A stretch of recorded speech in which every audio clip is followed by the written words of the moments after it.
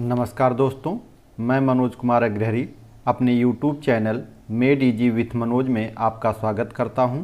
नए व्यूअर्स की जानकारी के लिए बता दूं कि पूर्वावलोकन रिवीजन की इस सीरीज में हम केवल उन्हीं प्रश्नों का रिवीजन करते हैं जो थोड़े कठिन होते हैं या एग्ज़ाम के पॉइंट ऑफ व्यू से महत्वपूर्ण होते हैं। तो चलिए बिना किसी देरी के आज की क्लास शुरू करते हैं। पारिस्थितिकी तंत्र के संदर्भ में निम्नलिखित कथनों पर विचार कीजिए। पहला, स्वपोषी स्तर पर उत्पादन को प्राथमिक उत्पादकता कहा जाता है, तो ये बिल्कुल सही है। दूसरा कथन, द्वितीयक उत्पादकता का संदर्भ परपोषी स्तर के उत्पादन से है, तो ये भी सही है। इसलिए सही उत्तर हो जाएगा सी। 1 और 2 दोनों सही हैं। नेक्स्ट क्वेश्चन, निम्नलिखित युग्मों में से कौन सही सुमेलित है? ए, पर्वत सर्वाधिक अस्थायी पारिस्थितिकी तंत्र, तो ये गलत है। बी, अजैविक अवयव जीवाणु, ये भी गलत है क्योंकि जीवाणु जैविक होता है। सी, हरे पौधे पारिस्थितिकी तंत्र, तो ये सही हो सकता है, इसलिए इसको अभी छोड़ देते हैं। चौथा देख लेते हैं, वर्षा ग्लोबल वार्मिंग, तो वर्षा ग्लोबल वार्मिंग से संबंधित नहीं होती है, इसलिए ए, बी और डी गलत हैं। तो इसलिए सही उत्तर होगा हरे पौधे पारिस्थितिकी तंत्र, क्योंकि हरा पौधा पारिस्थितिकी तंत्र से संबंधित होता है। नेक्स्ट क्वेश्चन, पारितंत्र में खाद्य श्रृंखलाओं के संदर्भ में निम्नलिखित में से किस प्रकार के जीव अपघटक जीव कहलाते हैं? पहला विषाणु, दूसरा कवक और तीसरा जीवाणु। तो इनमें से विषाणु जो है वो अपघटक नहीं कहलाते हैं, इसलिए सही उत्तर हो जाएगा 2 और 3 यानी विकल्प बी।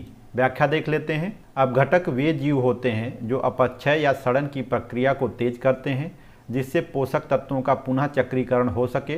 अपघटक निर्जीव कार्बनिक तत्वों को अकार्बनिक यौगिकों में तोड़ते हैं। सूक्ष्म जीवों की एक विस्तृत किस्म जैसे फफूंद, जीवाणु, गोलक्रीम, प्रोटोजोआ और केचुआ अपघटकों की भूमिका अदा करते हैं।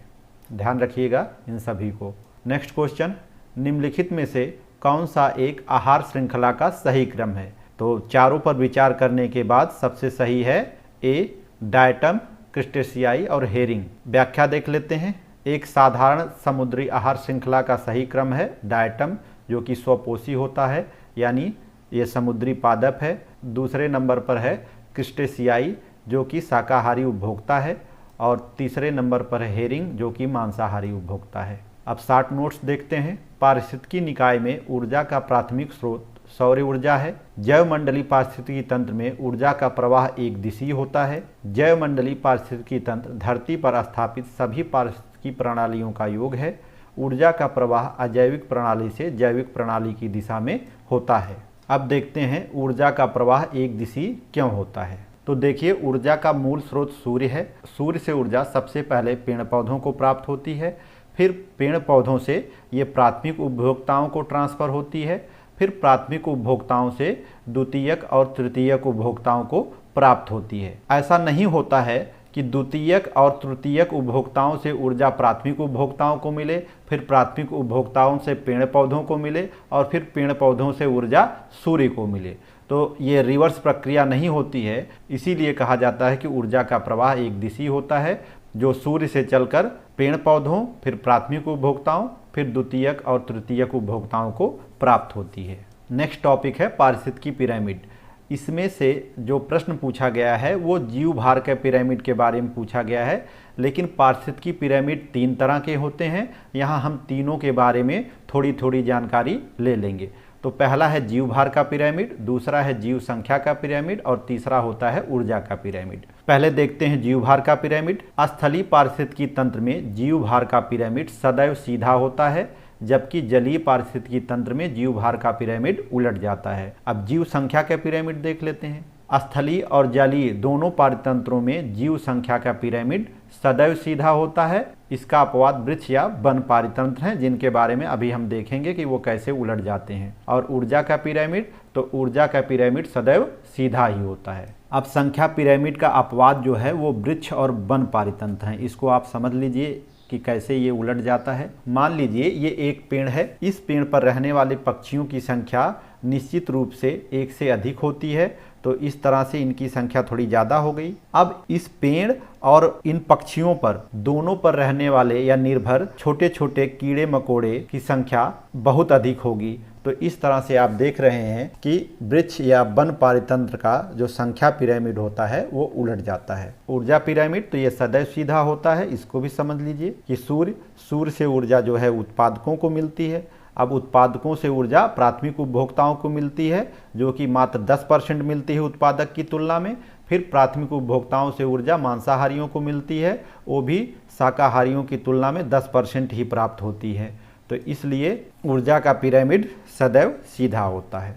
अब प्रश्न कोश देखते हैं। निम्नलिखित में से कौन सा कथन सही है? ए, जैवमंडलीय पारिस्थितिकी तंत्र में ऊर्जा का प्रवाह एक दिशीय होता है। बी, पारिस्थितिकी तंत्र में ऊर्जा का प्रवाह चक्रीय होता है। सी, प्राकृतिक पारिस्थितिकी तंत्र में बढ़ते पोषण स्तर के साथ ऊर्जा का सापेक्षिक क्षय घटता जाता है। डी, प्रगामी बढ़ते पोषण स्तरों के साथ प्रजातियां सुलभ ऊर्जा उपयोग करने में कम दक्ष होती हैं। तो इन चारों पर विचार करने के बाद सही उत्तर है ए, जैवमंडलीय पारिस्थितिकी तंत्र में ऊर्जा का प्रवाह एक दिशीय होता है, जो कि हम पीछे भी कई बार पढ़ चुके हैं। व्याख्या देख लेते हैं। जैवमंडलीय पारिस्थितिकी तंत्र में ऊर्जा का प्रवाह एक दिशीय होता है। जैवमंडलीय पारिस्थितिकी तंत्र धरती पर स्थापित सभी पारिस्थितिकी प्रणालियों का योग है।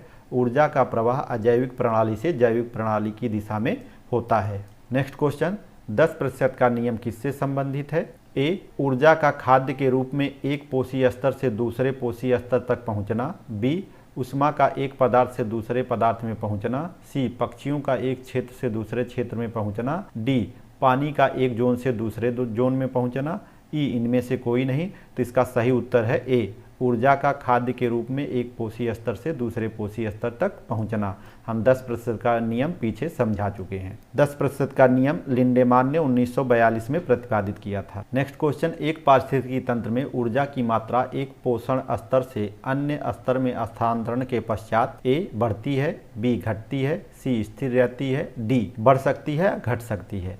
तो हमने ऊर्जा के 10% नियम के अनुसार देखा है कि एक पारिस्थितिकी तंत्र में या खाद्य श्रृंखला में ऊर्जा का प्रवाह जो है वो 10% के नियम के अनुसार घटता जाता है।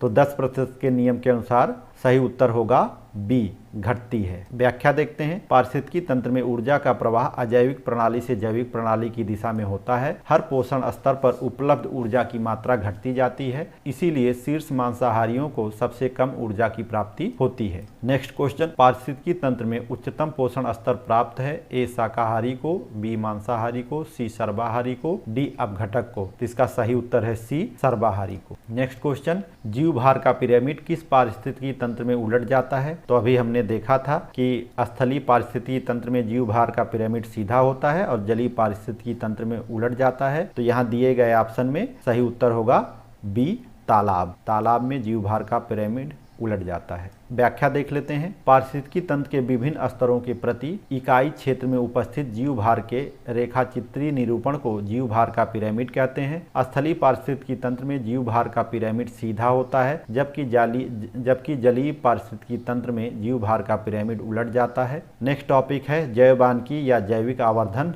तो सबसे पहले शॉर्ट नोट्स देखते हैं कि जैविक आवर्धन क्या है। ध्यातव्य है कि जब कुछ प्रदूषक आहार श्रृंखला के साथ सांद्रता में बढ़ते जाते हैं और ऊतकों में जमा होते जाते हैं तो इस घटना को जैविक आवर्धन कहते हैं। डीडीटी जैसे प्रदूषक जैव अनिम्नीकरणीय होते हैं। इनका एक बार अवशोषण होने के पश्चात उत्सर्जन द्वारा बाहर निकलना लगभग असंभव होता है। डीडीटी एक ऐसा रसायन है जिसे जैविक रूप से नष्ट नहीं किया जा सकता है।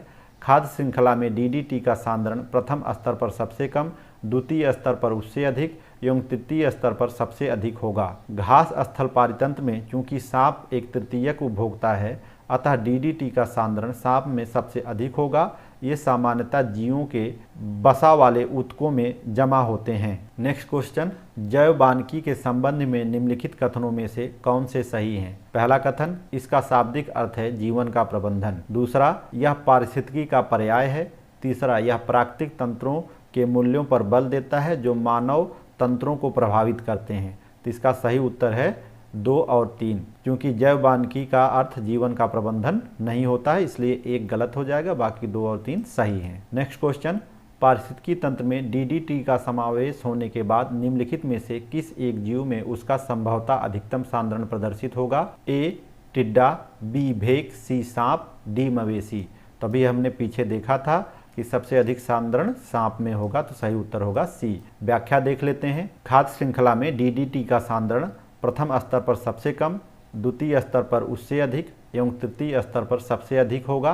क्योंकि सांप एक तृतीयक उपभोक्ता है, अतः डीडीटी का सांद्रण सांप में सबसे अधिक होगा। अगला टॉपिक है जैव भू रासायनिक चक्र एवं जैविक अनुक्रमण। तो सबसे पहले 60 नोट्स देखते हैं। पारिस्थितिकी तंत्र में अजैविक तत्वों के जैविक व्यवस्था में परिवर्तन तथा इन जैविक तत्वों के अजैविक रूप में पुनरागमन के प्रारूप को जैव भू रासायनिक चक्र कहते हैं।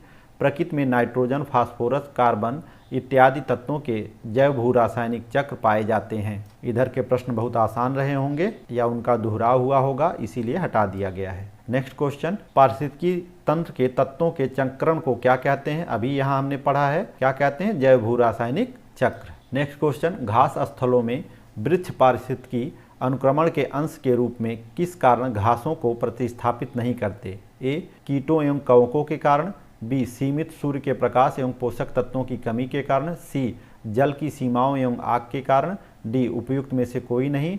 तो इसका सही उत्तर है सी, जल की सीमाओं एवं आग के कारण। व्याख्या देख लेते हैं। घास स्थलों में घास वर्षा के अधिकतर जल को पौधों की जड़ों तक पहुंचने से पूर्व ही अवशोषित कर लेती है। साथ ही आग लगने आदि कारणों से घास स्थलों की भूमि पथरीली और बंजर हो जाती है। नेक्स्ट क्वेश्चन, निम्नलिखित में से कौन एक जैविक अनुक्रमण की प्रावस्थाओं का सही क्रम है? तो सभी पर विचार करने के बाद सही क्रम है ए, पहला है नग्नीकरण, दूसरा है प्रवास, तीसरा है आस्थापन, चौथा प्रतिक्रिया और पांचवा है स्थिरीकरण। इसकी व्याख्या देख लेते हैं। ओडम नामक वैज्ञानिक ने अनुक्रमण को एक क्रमागत विधि बताया है। जैविक अनुक्रमण का सही क्रम निम्नलिखित है।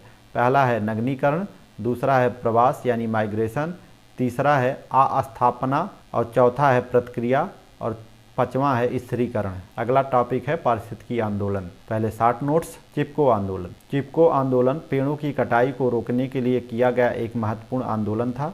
वनों की कटाई को रोकने के लिए 26 मार्च 1974 को गौरव देवी के नेतृत्व में महिलाएं वृक्षों से चिपक कर खड़ी हो गईं और पेड़ों को नहीं काटने दिया। एपीक्यू आंदोलन। एपीक्यू आंदोलन दक्षिण भारत का पर्यावरण संरक्षण से संबंधित आंदोलन है। यह आंदोलन कर्नाटक में प्रारंभ हुआ था। प्रश्न कोश देखते हैं। पहला प्रश्न, पारिस्थितिकी अस्थायी मितव्यता है, यह किस आंदोलन का नारा है? ए, एपीक्यू आंदोलन, बी, नर्मदा बचाओ आंदोलन, सी, चिपको आंदोलन, डी, उपयुक्त में से किसी का नहीं। तो इसका सही उत्तर है सी, चिपको आंदोलन। अगला टॉपिक है पारिस्थितिकी पदछाप एवं मिलेनियम इकोसिस्टम असेसमेंट। पहले 60 नोट्स। अविवेकशील जीवन शैली जिसमें पारिस्थितिकी तंत्र के घटकों यथा जल, ऊर्जा इत्यादि का आवश्यकता से अधिक दोहन किया जाता है, पदछाप के आकार को बढ़ा देता है। अब देखते हैं कि पारिस्थितिकी पदछाप क्या है। मानव समुदाय व देश अपनी नीतियों को सतत विकास के संदर्भ में बनाकर अपने अपने पारिस्थितिकी पदछाप के आकार को सम्यक बना सकते हैं। अतः हम कह सकते हैं कि पारिस्थितिकी पदछाप या पदचिन्ह पृथ्वी के पारिस्थितिक तंत्रों का मानवीय मांग का एक मापक है। यह इंसान की मांग की तुलना पृथ्वी की पारिस्थितिकी के पुनरुत्पादन करने की क्षमता से करता है। पारिस्थितिकी पदछाप के माप की इकाई भूमंडलीय हेक्टेयर है। इधर भी काम का मैटर नहीं था, इसलिए डिलीट कर दिया गया है। अब प्रश्न कोश देख। पहला प्रश्न है पारिस्थितिकी पदछाप के माप की इकाई क्या है? तो अभी पीछे हमने पढ़ा है, पारिस्थितिकी पदछाप के माप की इकाई भूमंडलीय हेक्टेयर होती है। दूसरा क्वेश्चन, एक मनुष्य के जीवन को पूर्ण रूप से धारण करने के लिए आवश्यक न्यूनतम भूमि को क्या कहते हैं? ए, जीवजात, बी, पारिस्थितिकी पदछाप, सी, जीवोम, डी, निकेत। तो इसका सही उत्तर है बी, पारिस्थितिकी पदछाप। व्याख्या देख लेते हैं। पारिस्थितिकी घटकों की वह आवश्यक मात्रा जो मनुष्य को उसकी जीवन शैली को सुचारू रूप से चलाने के लिए आवश्यक होती है, पारिस्थितिकी पदछाप कहलाती है। इसके अंतर्गत मनुष्य द्वारा कार्बन उत्सर्जन का भी मापन किया जाता है। Next question, millennium ecosystem assessment पारिस्थितिकी तंत्र की सेवाओं के निम्नलिखित प्रमुख वर्गों का वर्णन करता है। व्यवस्था, समर्थन, नियंत्रण, संरक्षण और सांस्कृतिक। निम्नलिखित में से कौन सी एक समर्थन सेवा है? तो ये भी करंट का क्वेश्चन था, इसीलिए यहाँ पर हमने इसको हटा ही दिया। अगला टॉपिक है पारिस्थितिकी तंत्र। 60 नोट देखते हैं। लैंटिक और लोटिक आवास। स्थिर जल के आवास लैंटिक आवास के अंतर्गत आते हैं, जैसे आर्द्रभूमि, तालाब, झील, जलाशय इत्यादि। बहते जल के आवास लोटिक आवास कहे जाते हैं, जैसे नदी। याद रखने के लिए आप ध्यान रखिएगा कि नदियां जो हैं लौट के चलती हैं, इसीलिए वो लोटिक आवास के अंतर्गत आएंगी। दो भिन्न समुदायों के बीच का संक्रमण क्षेत्र इकोटोन कहलाता है। चित्र के माध्यम से देख लीजिए, ये ए समुदाय है और ये दूसरा समुदाय है। दोनों के बीच का जो संक्रमण क्षेत्र है, ये जो उभयनिष्ठ है, इसी को कहते हैं इकोटोन, जहां जंगल और घास स्थल दोनों की विशेषता पाई जाएगी। नेक्स्ट क्वेश्चन, निम्नलिखित में से कौन सा कथन कार्बन के सामाजिक मूल्य पद का सर्वोत्तम रूप से वर्णन करता है? आर्थिक मूल्य के रूप में यह निम्नलिखित में से किसका माप है? इसका सही उत्तर है ए, प्रदत्त वर्ष में 1 टन CO2 के उत्सर्जन से होने वाली दीर्घकालीन क्षति। फिर देखते हैं पारिस्थितिकी संवेदी क्षेत्र क्या है। पारिस्थितिकी संवेदी क्षेत्र वे क्षेत्र हैं जिन्हें पर्यावरण संरक्षण अधिनियम 1986 के तहत घोषित किया गया है। पारिस्थितिकी संवेदी क्षेत्रों में रात्रि के समय व्यावसायिक प्रयोजनों हेतु वाहनों के आवागमन को विनियमित किया जाता है और यह प्रतिबंधित नहीं है। अतः कृषि को छोड़कर सभी मानवीय क्रियाओं का निषेध नहीं है, बल्कि कुछ पर प्रतिबंध लगाया गया है और कुछ को विनियमित किया गया है। तो इसको ध्यान रखिएगा, आगे इस पर प्रश्न पूछा गया है। अब प्रश्न देखते हैं। पहला प्रश्न है, स्वच्छ जल समुदाय में लैंटिक आवास का उदाहरण है? ए, तालाब एवं दलदल, बी, झरना एवं नदी, सी, तालाब एवं नदी, डी, उपयुक्त सभी। तो इसका सही उत्तर है ए, तालाब एवं दलदल। व्याख्या देख लेते हैं। स्थिर जल के आवास लैंटिक आवास के अंतर्गत आते हैं, जैसे आर्द्रभूमि, तालाब, झील, जलाशय इत्यादि। इधर भी आसान क्वेश्चन रहे होंगे, इसीलिए हटा दिए गए हैं। अगले प्रश्न पर आते हैं। पारतंत्रों की घटती उत्पादकता के क्रम में उनका निम्नलिखित में से कौन सा अनुक्रम सही है? तो इसका सही उत्तर है सी, मैंग्रोव, फिर घास स्थल, फिर झील, फिर महासागर। व्याख्या देख लेते हैं। पारतंत्रों की घटती उत्पादकता के क्रम में उनका सही अनुक्रम है मैंग्रोव, घास स्थल, झील और महासागर। अधिक विविधता वाले पारतंत्र की उत्पादकता भी अधिक होती है, क्योंकि मैंग्रोव वनों में अधिक विविधता पाई जाती है, इसलिए इनकी उत्पादकता भी अधिक होती है। उसके बाद घास स्थल, फिर झील, फिर महासागर। महासागरों की उत्पादकता बहुत कम होती है। अगला प्रश्न, निम्नलिखित में से किसने सर्वप्रथम गहन पारिस्थितिकी डीप इकोलॉजी शब्द का प्रयोग किया था? इसका सही उत्तर है डी, अर्नीज नेस ने 1973 में गहन पारिस्थितिकी शब्द का उपयोग किया था। अगला प्रश्न, पारिस्थितिकी नीचे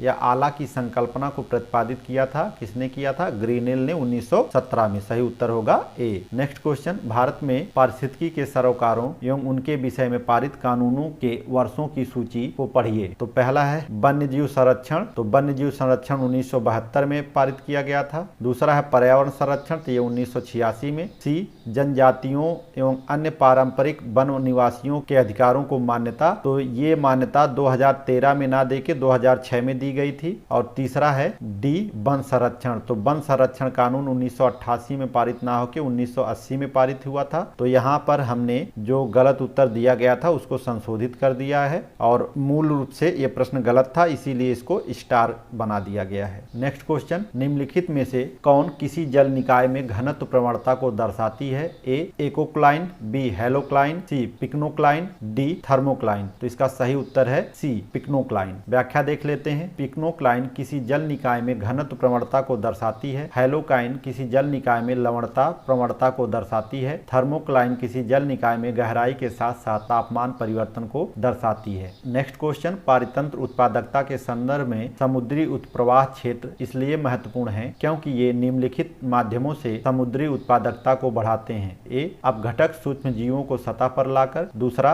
पोषकों को सतह पर लाकर, और तीसरा अधस्थलीय जीवों को सतह पर लाकर। इसका सही उत्तर है केवल 2, पोषकों को सतह पर लाकर। व्याख्या देखते हैं। समुद्री उत्प्रवाह एक ऐसी घटना है जिसमें वायु प्रवाह द्वारा समुद्र की सतह पर विद्यमान गर्म पोषक रहित जल को सघन ठंडे तथा पोषक तत्वों से परिपूर्ण जल द्वारा स्थानांतरित कर दिया जाता है। नेक्स्ट क्वेश्चन, पारिस्थितिकी संवेदी क्षेत्रों के संदर्भ में निम्नलिखित में से कौन से कथन सही है? पहला कथन, पारिस्थितिकी संवेदी क्षेत्र वे क्षेत्र हैं जिन्हें वन्य जीव संरक्षण अधिनियम 1972 के अधीन घोषित किया गया है। तो ये गलत है, क्योंकि ये पर्यावरण संरक्षण अधिनियम 1986 के तहत घोषित किया गया है। दूसरा कथन, पारिस्थितिकी संवेदी क्षेत्र को घोषित करने का प्रयोजन है उन क्षेत्रों में केवल कृषि को छोड़कर सभी मानवीय क्रियाओं पर प्रतिबंध लगाना। तो ये भी गलत है, इसलिए सही उत्तर होगा डी, ना तो 1 ना ही 2। व्याख्या देख लेते हैं। पारिस्थितिकी संवेदी क्षेत्र वे क्षेत्र हैं जिन्हें पर्यावरण संरक्षण अधिनियम 1986 के तहत घोषित किया गया है। अतः कथन एक असत्य है। कृषि को छोड़कर सभी मानवीय क्रियाओं का निषेध नहीं है, बल्कि कुछ पर प्रतिबंध लगाया गया है और कुछ को विनियमित किया गया है। अतः विकल्प डी उपयुक्त उत्तर होगा।